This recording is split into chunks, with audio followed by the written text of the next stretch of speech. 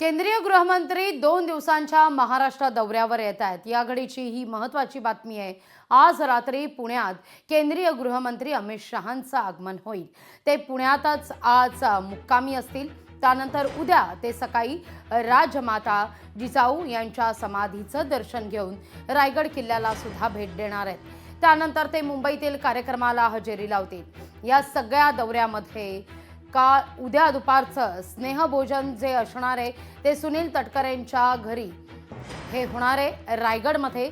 त्यामुळे अमित शहांचा हा दौरा सर्वार्थानं महत्त्वाचा मानला जातोय। याला 2 महत्त्वाची कारणं आहेत। कारण सगळ्यात महत्त्वाचं म्हणजे रायगडचा पालकमंत्री पदाचा तिढा अद्यापही सुटलेला नाहीये। राष्ट्रवादी दादांची राष्ट्रवादीकडून अदिती तटकरे यांचं नाव सुरुवातीला जाहीर करण्यात आलं, पण तिथं शिंदेंच्या शिवसेनेकडून भरत गोगावले सुद्धा पालकमंत्री पदाकरता इच्छुक असल्याचं पाहायला मिळालं। तिथं नाशिकमध्ये सुद्धा तिढा कायम आहे, दादा भुसे की गिरीश महाजन।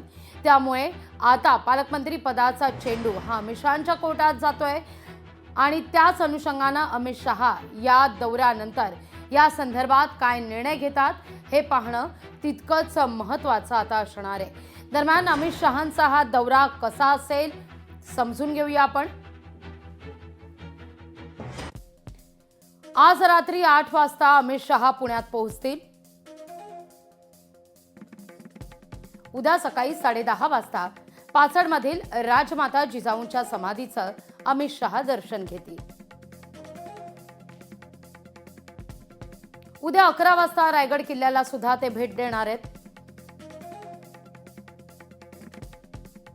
उद्या दुपारी 2 वाजता सुनील तटकरेंच्या निवासस्थानी स्नेहभोजनाचा कार्यक्रम पार पडेल। अमित शहांचे उद्या दुपारी स्नेहभोजन तटकरेंच्या घरीच होणार आहे। उद्या 3:30 वाजता अमित शहा यांचं मुंबईत आगमन होईल। रायगडवरून अमित शहा मुंबईत येतील। मुंबईत काही बैठका सुद्धा होणार आहेत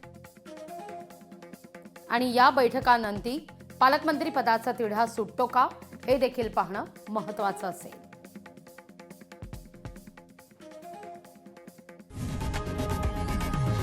लोकशाही मराठी ऐका, पहा, जागरूक रहा।